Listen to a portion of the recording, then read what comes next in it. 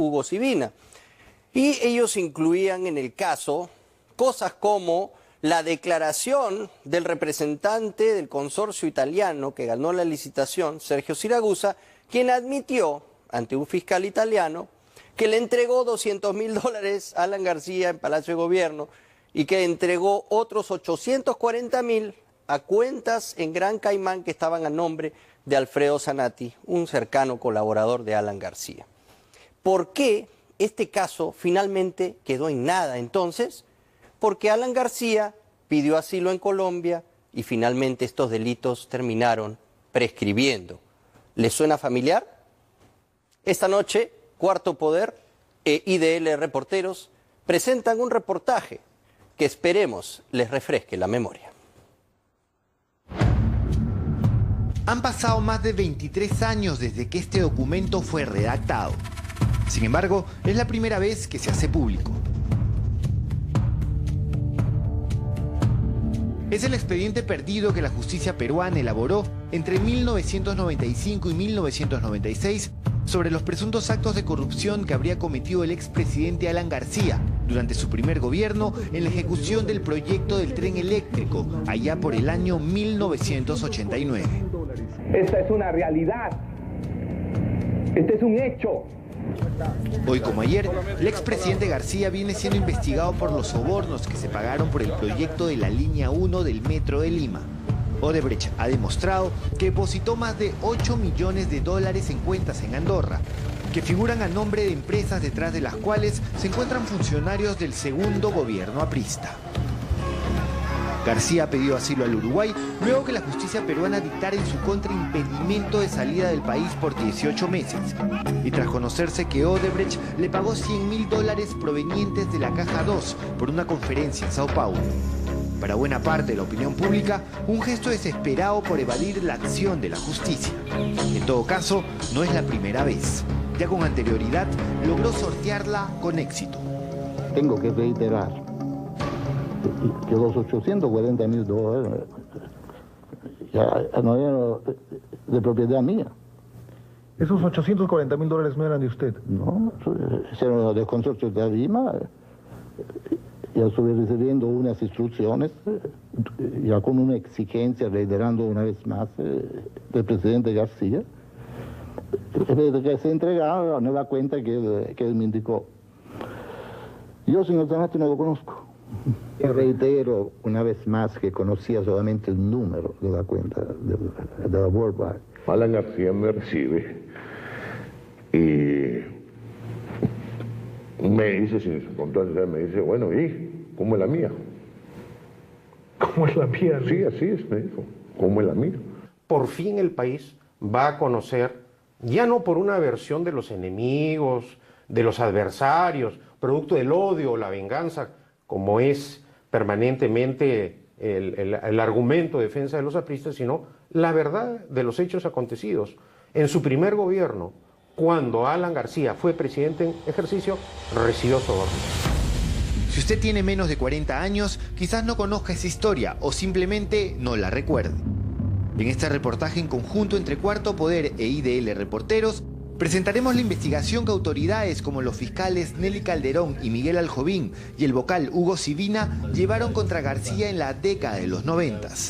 Hablamos de la investigación y la acusación fiscal, así como el informe del juez instructor, documentos que datan de 1995 y que por primera vez se hacen públicos. Un proceso, si bien desarrollado durante los peores años del fujimorismo, investigó hechos ocurridos durante el primer gobierno de García. Entonces, los apristas denunciaron persecución política por parte del fujimorismo. Sin embargo, en estos documentos existen testimonios, cuentas, depósitos que son contundentes más allá de cualquier utilización política que se haya hecho de ellas. Eso sí no puede ser dejado de lado por consideraciones de que puede haber sido influenciado por Montesino. Montesino no tenía influencia sobre la judicatura italiana, eso está claro. Y tampoco tenía la capacidad de hacer de la nada movimientos bancarios que son claramente trazables. También podremos ver cómo algunos patrones se repiten en torno al proyecto del tren durante los dos gobiernos de García. Adjudicaciones presuntamente dirigidas, sobrecostos en los proyectos y acusaciones de pago de sobornos. En 1985, un Alan García de apenas 35 años asumía la presidencia del Perú en medio de una gran expectativa. Pero digo ante todo el país con la verdad que me identifica y me relaciona con el pueblo. Una de sus principales ofertas electorales fue la construcción del tren eléctrico de Lima, que en una fase inicial partiría desde Villa El Salvador hasta el óvalo Higuereta, cubriendo cerca de 20 kilómetros. Ciertamente la capital era otra ciudad, pero ya presentaba los problemas que 30 años después la quejan y de qué manera. Estamos en vías casi ya de concretar la incorporación a este proyecto de 140 vagones con movilidad propia, con motores eléctricos, que serían reacondicionados y que significarían un ahorro de mucho más de 100 millones de dólares para este proyecto. García impulsó el proyecto desde que arrancó su primer mandato en julio del 85. En febrero del 86 creó la Autoridad Autónoma del Tren Eléctrico mediante decreto y en julio de ese año se convocó un concurso internacional para estudios definitivos y gerencia del proyecto que fue declarado desierto. Entonces se buscó financiamiento mediante la cooperación internacional. Se intentó con Canadá, Rusia y Brasil, pero al final, en mayo del 88, se suscribió un acuerdo con el gobierno italiano en el cual este país se comprometía a participar en el proyecto con una contribución de 122 millones de dólares, 22 de estos como una donación y los 100 restantes como crédito de ayuda. A cambio, la obra tenía que estar en manos de empresas italianas agrupadas en el consorcio Tralima. Se suscribió un contrato directo entre este consorcio y la autoridad autónoma. Según el informe fiscal, se hizo sin estudios técnicos. La obra sigue en marcha, con recursos del Estado y con el apoyo de la cooperación italiana. Esto es lo que decía García al término de su mandato en abril de 1990. Tras 2 años de ejecución del proyecto, en medio de la peor crisis económica que el Perú reciente recuerde y sorteando imputaciones de serias irregularidades en su ejecución, el entonces presidente inauguró un tren eléctrico que apenas podía recorrer poco menos de 2 kilómetros. A pesar de eso, el 7 de junio de 1990, a semanas de concluir el gobierno aprista, la autoridad autónoma firmó otro contrato contra Lima para la segunda parte del proyecto hasta el óvalo Higuereta, según la justicia peruana, sin que estuviera acreditado el debido financiamiento. Tras el autogolpe el 5 de abril de 1992, García solicitó asilo a Colombia y salió del país. Ya entonces las acusaciones de corrupción en su contra eran moneda corriente. El caso de los dólares MUC, las operaciones en el BCCI y la matanza de los penales recorrían las primeras planas.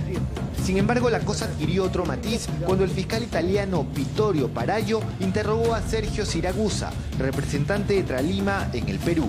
El interrogatorio se dio en el contexto de la investigación Manos Limpias, que combatió la corrupción en la clase política italiana, un proceso precursor del lavallato brasileño.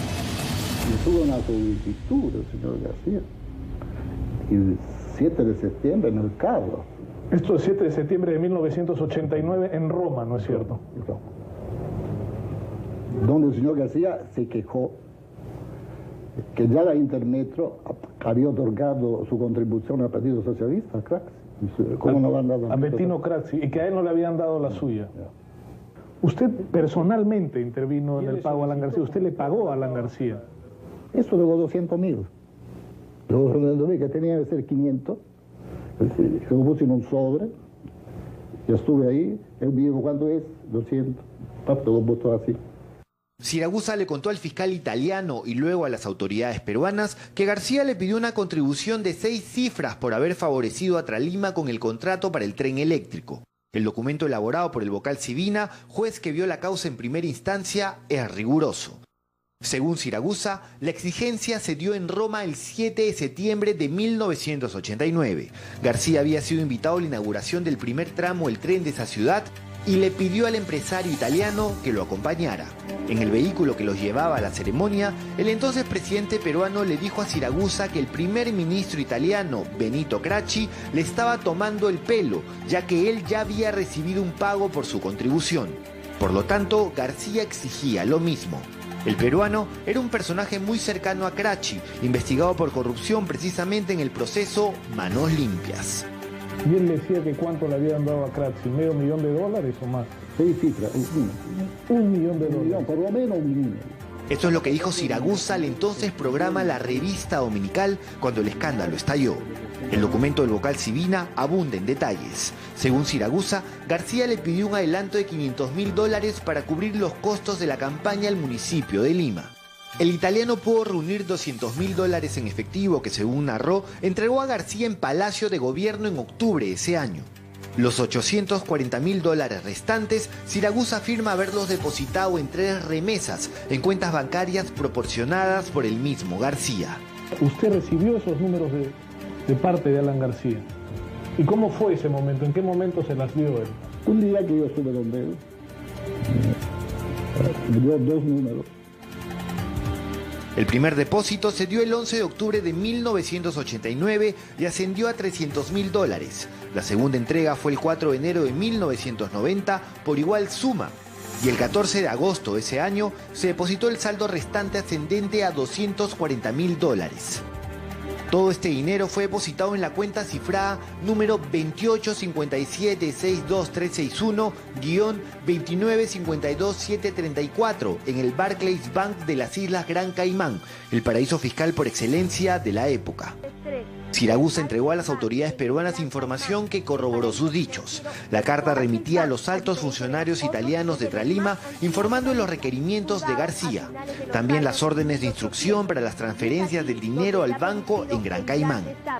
Sivina terminó corroborando la información con el levantamiento de la reserva por parte de la corte de esa isla. Todo esto apareció también en la acusación que hizo el fiscal Miguel Aljovín contra el expresidente García. Las cuentas del Barclays Bank estaban a nombre de la empresa Worldwide Financial Holding, propiedad de Alfredo Zanatti, un empresario que había sido dueño de la empresa aérea Fosset Perú y que se había visto beneficiado con la dación irregular de dólares MUC, un dólar subsidiado que otorgaba el primer gobierno de García a ciertas actividades económicas para compensar el control de precios que imponía el Estado. Zanatti, en una recordada entrevista en este canal, dijo que por el favor de los dólares MUC, García le pidió un porcentaje, nada menos que $1.200.000. Ese día me recibe. En Palacio de Gobierno. En Palacio de Gobierno me recibe. El mismo Alan García. El mismo Alan García me recibe. Y me dice, sin contarle, me dice, bueno, ¿y cómo es la mía? ¿Cómo es la mía? Sí, así es, me dijo. ¿Cómo es la mía?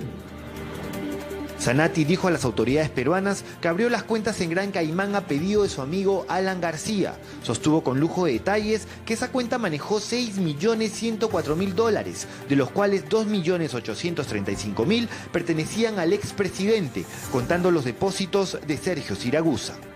Parte de este dinero se habría usado para adquirir radiodifusora 1160, Canal 13, entre septiembre y diciembre de 1989.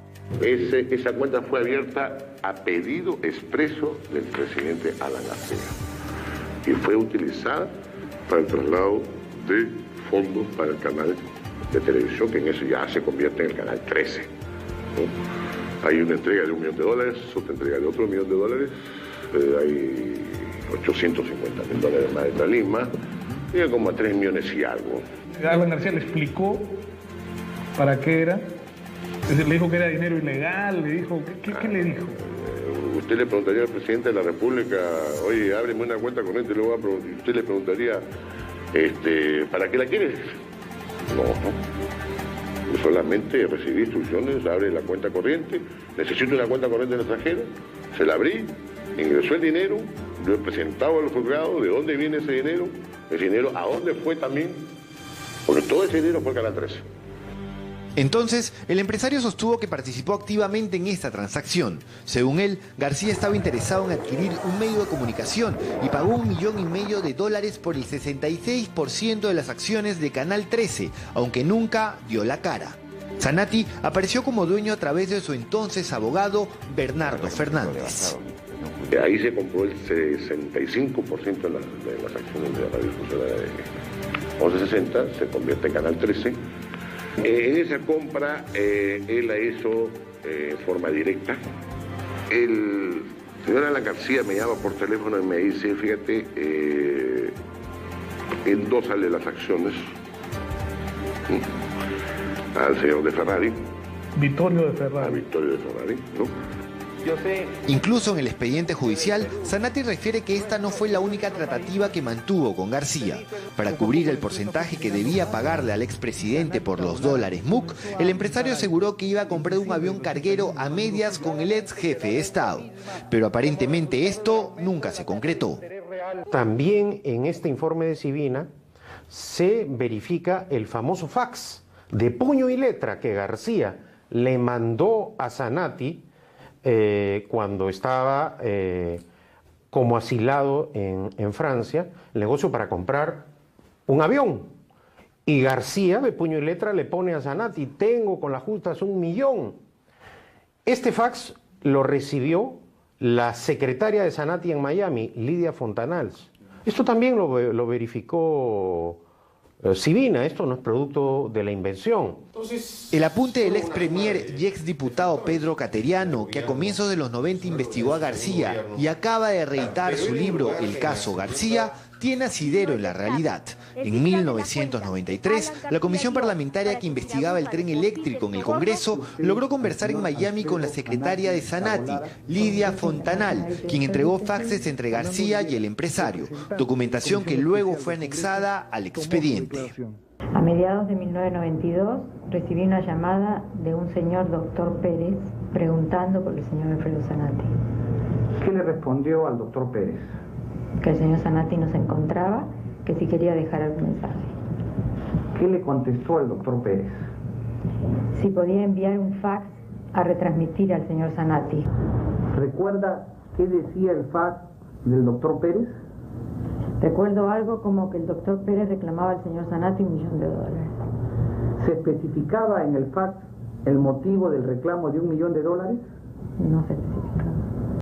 Todos estos detalles fueron incluidos en el informe final del vocal Hugo Sivina, que recogía la investigación del Ministerio Público, y las recomendaciones de la comisión parlamentaria, que era integrada por Andrés Reyardo y Fernando Olivera, entre otros. Sivina opinó a favor de la responsabilidad penal de García como instigador en la comisión de los delitos de colusión ilegal y negociación incompatible, y como autor de los delitos de cohecho pasivo y de enriquecimiento ilícito. Sin embargo, debido a que se encontraba asilado en Colombia, García nunca pudo ser llevado a juicio oral para confirmar su responsabilidad o ser eximido de ella. Que no hay que olvidar que la Constitución además prohíbe condenar en ausencia. Entonces había que respetar ese precepto constitucional, no podía ser condenado. En ese entonces tampoco existía la figura del delito de activos, de lavado de activos. Entonces fueron varios hechos los que jugaron a favor de Alan García, naturalmente. Con García asilado y con el fujimorismo de Alberto agonizando tras la metástasis de corrupción que lo invadió, en diciembre del 2000, la abogada del líder aprista Judith de la Mata solicitó la prescripción de los delitos que se le imputaban por el caso del tren eléctrico. La Sala Penal Especial de entonces le dio la razón y declaró la prescripción, que fue ratificada medio año después. Es decir, García nunca fue absuelto y quizás por eso, antes de volver al Perú, ofrecía declaraciones como estas desde su asilo colombiano. Señor expresidente, usted es una persona, decimos en Colombia, sub judice, porque todavía tiene requerimientos judiciales. ¿Cómo va a hacer para subsanarlos y para que su nombre entre dentro de esa gesta democrática? Pues yo creo que los votos del pueblo están por encima de cualquier juez de una dictadura. Yo sobre eso no tengo mayor comprender y saber que cuando el pueblo plantea y da una orden política, no hay juez que pueda oponerse a esa circunstancia. García nunca fue absuelto por el Poder Judicial. Cuando se restablece el sistema democrático, la Comisión Interamericana de Derechos Humanos, no la Corte Interamericana, como dicen los defensores de García, envía una recomendación al gobierno de Valentín Paniagua respecto a la situación de reo contumaz de Alan García, porque sí hubo ese requerimiento judicial. Y la Corte Suprema decide acoger la recomendación, pero no lo absuelve, declara prescritos sus delitos, que además, como consta en el expediente judicial, la defensa de García no lo defendía con argumentos para sostener su inocencia, sino por el contrario, pedía, solicitaba la prescripción. Además, en enero del 2001, el APRA presentó un video en el que Zanatti se desdecía de sus acusaciones contra García y señalaba que el régimen fujimorista lo había chantajeado para que lo acusara. Sin embargo, ya había dado datos que se habían corroborado y documentado. Todo lo que obra en el expediente Sibina parece contradecir ese cambio de versión. Después de haber hablado una y otra vez Zanatti, hacia el final, cuando cayó el Fujimorato, él intentó desdecirse argumentando de que había sido presionado. Pero de repente fue presionado. Todo eso debe ser dejado de lado. Nada de eso debe figurar. Lo que sí debe figurar, como te digo, son los datos concretos, específicos. Tanto declaraciones que han sido hechas en un fuero judicial independiente, como aquellas otras que son datos absolutamente objetivos. Los sobrecostos de la corrupción se muestran claramente en este cuadro. El tren eléctrico en 1990 terminó costando $270 millones por apenas 2 kilómetros de recorrido. Se pagó, según Siragusa, una coima de un poco más de $1 millón. Durante el segundo gobierno aprista, el Metro de Lima costó $1.400 millones y se pagó un soborno de $8 millones. Según el informe Sibina, durante su primer gobierno, García ejerció presión y negoció el proyecto del tren por su propia cuenta, direccionándolo a favor de las empresas italianas. Cosa curiosa, algo parecido a lo que han señalado implicados directos en el proyecto del tren, que en su segundo gobierno se llamó Metro de Lima. Esto decía Jorge Cubidalgo, ex viceministro de Comunicaciones, implicado en los sobornos del segundo gobierno aprista. Hace referencia a Carlos Nostre, alto funcionario de Odebrecht. Ahí fue que Carlos Nostre me indicó que quería un apoyo para que el proyecto caminara, con esas palabras, en los plazos previstos. Que no me preocupara por lo demás porque su jefe Jorge Barata venía trabajando directamente con el presidente Alan García para el apoyo correspondiente. Entonces le dije que si tenía el apoyo a ese nivel, ¿para qué necesitaba mi apoyo? Y me respondió que era necesario porque era política de ellos trabajar también con los de abajo, porque ellos son los que le imponen el ritmo al proceso y son los que en efecto sacan adelante los proyectos. No hay que olvidar el viaje al Cusco del 19 de febrero del 2009 que García hace junto a Jorge Barata, el hombre fuerte de Odebrecht en nuestro país. Al retorno esa misma noche, García expidió un decreto de urgencia que encargó al Ministerio de Transportes las obras del Metro de Lima. 10 meses después, Odebrecht se hizo de la buena pro. En el caso García, las conclusiones de ayer guardan peligrosa similitud con los indicios de hoy.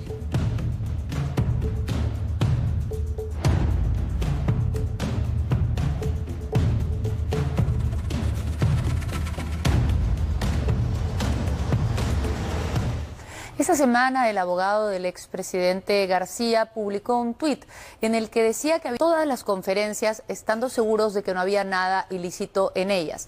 Dice así: hoy en Fiscalía a cargo de Domingo Pérez hemos solicitado como acto de investigación se requiera un informe de todas las conferencias internacionales realizadas por Alan García Perú, seguros de que nada ilícito existe en ellas. Ya la semana pasada, Daniel Llovera hizo un recuento de algunas de las conferencias que había dado el expresidente. Esta semana tiene más información. Veamos. Es que tenemos que hacer los estudios. No quiero.